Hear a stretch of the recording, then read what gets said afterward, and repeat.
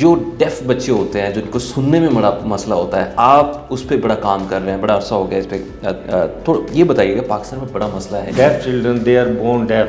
जो समाज से महरूम बच्चे पैदाइशी तौर पे दोनों तरफ से होते हैं, उनका पहले फ्यूचर नहीं हुआ करता था। जो डिवाइस होती है जिसे हम कॉकलियर इम्प्लांट कहते हैं, अच्छा। वो कर दिया जाए और उनकी ट्रेनिंग 1 से 1.5 साल हो तो वो ना सिर्फ सुनना शुरू कर देते हैं बल्कि बोलना भी सीख जाते हैं। और एक में जो इम्प्लांट की डिवाइस की फंडिंग वहाँ से चीफ मिनिस्टर प्रोग्राम से होती है, और जो इंस्टॉलेशन कॉस्ट या ऑपरेशन की कॉस्ट होती है जो कि 3 से 4 लाख के लगभग होती है, वो हमारा इंस्टीट्यूट फ्री ऑफ कॉस्ट करता है। और उसके बाद अस्सलाम वालेकुम नाज़रीन, मैं डॉक्टर रमाडा, आप देख रहे हैं QAS हेल्थ। उम्मीद करते हैं आप सब खैरियत से होंगे। आज हम बात करने जा रहे हैं कि डेफ जो बच्चे होते हैं, माजूर हो जाते हैं, जिनको सुनने में बड़ी प्रॉब्लम होती है और ऐसे बड़े इदारे काम भी कर रहे हैं। तो आज इस मौजू पे हम बात करेंगे कि ये बच्चों की जो रिहेबिलिटेशन है किस तरह से होती है और ये इदारा किस तरह से काम कर रहा है। इस वाले से हमारे साथ मौजूद हैं प्रोफेसर डॉक्टर इमरान सईद, जो कि चेयरपर्सन है paediatric ENT department UCHS university of child health sciences, और उसके साथ साथ मेडिकल एजुकेशनिस्ट हैं, उनके डायरेक्टर भी हैं, medical director of medical education. Doctor साहब बहुत शुक्रिया फॉर द टाइम। डॉक्टर साहब आज अपने टाइम निकाला, हमने आपको मदद किया, तशरीफ़ लाए, बड़ा शुक्रिया। जो डेफ बच्चे होते हैं जिनको सुनने में बड़ा मसला होता है, आप उस पर बड़ा काम कर रहे हैं, बड़ा अरसा हो गया इस पर, थोड़ा ये बताइएगा। पाकिस्तान में बड़ा मसला है, NGO सेक्टर में इस पर काम हो रहा है लेकिन उस तरह से नहीं हो रहा, आप इसको किस तरह से लेकर चल रहे हैं? पहले तो बहुत शुक्रिया, बिस्मिल्लाहिर्रहमानिर्रहीम। University of child health sciences को ये प्राइड हासिल है कि पब्लिक सेक्टर में जो deaf children, they are born deaf, जो समाज से महरूम बच्चे पैदाइशी तौर पे दोनों तरफ से होते हैं, उनका पहले फ्यूचर नहीं हुआ करता था। तो उनके लिए सिर्फ जो साइन लैंग्वेज और जो स्किल्ड वर्कर की ट्रेनिंग थी वो दी जा सकती थी। अल्हम्दुलिल्लाह गुज़िश्ता 30 सालों से दुनिया में ये चीज़ इस्टेब्लिश हुई है कि उनके अंदर एक अदद आला जो डिवाइस होती है जिसे हम कॉकलियर इम्प्लांट कहते हैं, अच्छा। वो कर दिया जाए और उनकी ट्रेनिंग 1 से 1.5 साल हो तो वो ना सिर्फ सुनना शुरू कर देते हैं बल्कि बोलना भी सीख जाते हैं और एक बेनिफिशियल सिटीज़न बन जाते हैं। तो अल्हम्दुलिल्लाह रब्बिल आलमीन गवर्नमेंट सेक्टर में कॉकलियर इम्प्लांट की जो असाइनमेंट है वो अल्हम्दुलिल्लाह मैं कर रहा हूँ, और हमारी यूनिवर्सिटी और चिल्ड्रन हॉस्पिटल इस प्रोग्राम को आगे लेके चल रहा है। हम लगभग 200 से 250 चिल्ड्रन को पर ईयर कॉकलियर इम्प्लांट करते हैं, और ना सिर्फ इम्प्लांट करते हैं बल्कि उनकी स्पीच थेरेपी भी हम। डॉक्टर साहब ये तो बड़ा महंगा प्रोसीजर होता है, लोग पहले बाहर जाके इलाज करवाते थे, ऑपरेट करवाते थे, लेकिन पाकिस्तान में ये हो रहा है जी।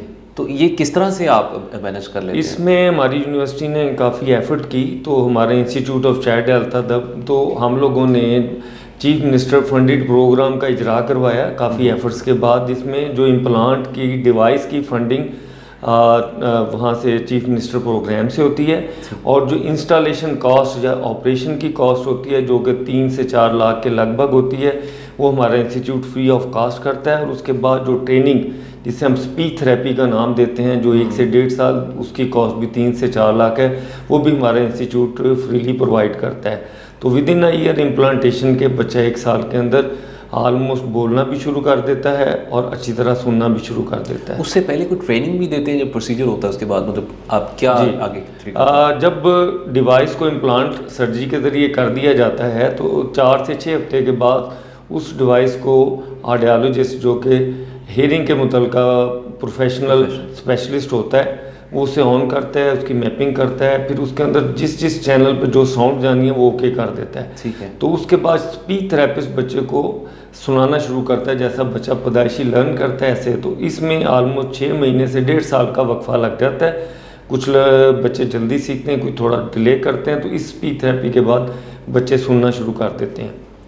फिर ईयरली और 2 ईयरली इस डिवाइस को ऑडियोलॉजिस्ट और स्पीच थेरेपिस्ट चेक करते रहते हैं उसकी फंक्शनिंग को, और फिर वो एक नॉर्मल बच्चे की तरह बिहेव और नॉर्मल स्कूलिंग में जा सकते हैं। हम बहुत सारे NGO सेक्टर में का देखते हैं, वहाँ पे बच्चे इन मसाइल का शिकार हैं, बोर्न डेफ होते हैं और NGOs उन पे काम कर रहे होते हैं। लेकिन ये जो ट्रीटमेंट आप बता रहे हैं, जो प्रोसीजर है, अगर कोई लोग करवाना चाह रहे हैं तो आपसे किस तरह से अप्रोच कर सकते हैं? जी, इसका जो फंडेड प्रोग्राम में तो डेफिनेटली इसका तरीक़ाकार ये है कि उन्हें चीफ मिनिस्टर को एप्लीकेशन, जो कि वो लोग जो कि पंजाब के रहायशी हैं जिनका डोमिसाइल या आईडी कार्ड पंजाब का है, वो चीफ मिनिस्टर को रिक्वेस्ट कर सकते हैं कि हमारे बच्चे का पैदाइशी समात का मसला है और उसका हाल ऑपरेशन वाले आला यानी कॉकलियर इम्प्लांट बताया गया है।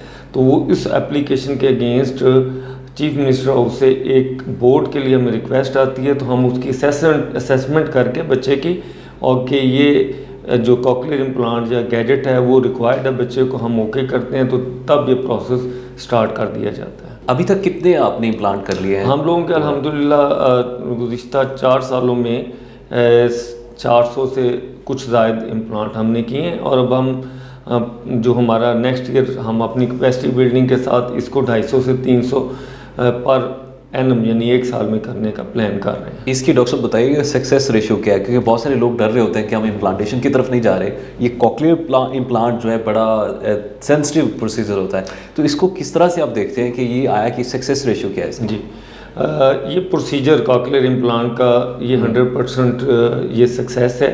इसकी कुछ लिमिटेशन ज़रूर हैं, जैसे हर चीज़ के साथ होती है।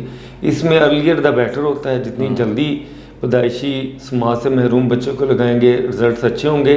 और इसमें 5 साल की एक कट ऑफ लाइन आर्बिट्रेरी रखी गई है। 5 साल के बाद अगर इम्प्लांट किया जाता है तो उसके सक्सेस रेट डिक्लाइन करने शुरू कर देते हैं। सो ये जो प्रोसेस है, इसी के लिए एक तो एज की लिमिट है, दूसरी लिमिट ये होती है कुछ बच्चों में जो समात का जो अंदर वाला हिस्सा है जिसे हम कॉकलिया कहते हैं, अगर वो मेल फॉर्म्ड हो तो उसमें भी अगर कुछ केसेस में इम्प्लांट किए जाते हैं लेकिन रिजल्ट्स ऑप्टिमाइज्ड होते हैं, उसका ध्यान रखा जाना। तीसरा, बच्चे की अगर ब्रेन डेवलपमेंट और डेवलपमेंटल कुछ प्रॉब्लम्स हैं, जैसे कुछ बच्चे होते हैं जो हाइपर एक्टिविटी सिंड्रोम के साथ होते हैं, कुछ ऑटिस्टिक या इस तरह के हों, तो उनमें भी गार्डेड सक्सेस होती है। तो अगर इन इश्यूज़ को प्रॉपरली हम लोग क्वालिफाई कर दें तो फिर इम्प्लांटेशन जो है 100% सक्सेसफुल होते हैं। तो हमारा जो बोर्ड होता है जो डिसाइड करता है कैंडिडेसी को, उसमें surgeon, physician, developmental paediatrician, radiologist और सारे लोग होते हैं, ताकि हम इसका मैक्सिमम रिजल्ट हासिल कर सकें। Otherwise this procedure is 100% successful. 100% successful. बहुत शुक्रिया डॉक्टर साहब। डॉक्टर साहब, जाते हुए कोई मैसेज देना चाहें वो पेरेंट्स जो जिनके बच्चे अभी माजूर हैं, जो इलाज नहीं करवा सकते, तो वो किस तरह से आपके इदारे में आके अप्रोच कर सकते हैं? जी, बहुत अच्छा सवाल है। देखें, एक चीज़ जो मैं अपने पब्लिक मैसेज के तौर पे अर्लियर द बेटर होती है। प्रॉब्लम को मैं कहता हूँ बीमारी को रोग का दर्जा देने के बाद एडवाइस को सर्च करना मुश्किल है, तो बेहतर ये होता है कि प्रॉपर फोरम पे आके इस चीज़ की जो भी प्रॉब्लम नाक कान गले से मतलब बच्चों की नाक कान गले की जो बीमारियां हैं वो बड़ों से थोड़ी मुख्तलिफ होती हैं, इसीलिए बच्चों की ENT एक अलहदा शुबा है जो हम केटर कर रहे हैं। तो जो हमारा university of child health sciences and children hospital है, ये 24/7 ENT डिजीज़ को केटर करता है, और उसमें आप जो डेली OPD बेसिस पे पेशेंट देखे जाते हैं, तो ये आप अगर चिल्ड्रन हॉस्पिटल को वर्किंग आवर्स में अप्रोच करें तो इंशाल्लाह आपको बेस्ट रिजल्ट्स मिलेंगे। लेकिन डॉक्टर साहब, बहुत सारे पेशेंट की कंप्लेन होती है कि डॉक्टर उस तरह से चेक नहीं करते, उस तरह से फिर उनको टाइम नहीं मिल पा रहा होता, सुबह से आके लाइनों में आके खड़े होते हैं, लेकिन इतनी जो सैचुरेशन ज़्यादा है या वो पेशेंट का फ्लो ज़्यादा होता है जिसकी वजह से डॉक्टर भी वो उस तरह से चेक नहीं कर पा रहा था। इसको आप किस तरह से देखते हैं कि ये किस तरह का चैलेंज है? बेसिकली इसमें ये होती है कि आपको कुछ number of patients you can deal, और एक्सेस टू दैट जो है वो प्रॉब्लम होती है। Definitely we must be having more and more hospitals और सर्विसेज। जैसे हमारा इदारे का बेसिक मकसद university of child health sciences का मोटो ही ये है कि एक ही जगह नहीं है जहाँ रिलीफ मिलेगा, बल्कि ये जगह वो होगी जहाँ टीचिंग एंड ट्रेनिंग दे के ऐसे स्पेशलिस्ट जो हैं वो प्रोड्यूस किए जाएंगे कि जो पेरीफ्री पे मुख्तलिफ डिस्ट्रिक्ट्स में जाके भी ये सर्विसेज प्रोवाइड कर सकें। तो ये मोटो ही बेसिकली हमारा इदारा सिर्फ सर्विसेज ही नहीं देता बल्कि टीचिंग एंड लर्निंग को भी प्रमोट कर रहा है। तो यूनिवर्सिटी का बेसिक मकसद ये है कि ना सिर्फ सर्विसेज प्रोवाइड की जाए बल्कि सर्विसेज को डिसेमिनेट करने के लिए मुख्तलिफ़ किस्म के specialist 38 specialities children hospital cater कर रहा है, और सारी ही स्पेशलिटीज़ जो हैं वो ट्रेनिंग करके जो पोस्ट ग्रेजुएट ट्रेनिंग का हिस्सा बन के नए स्पेशलिस्ट भी बना रही हैं।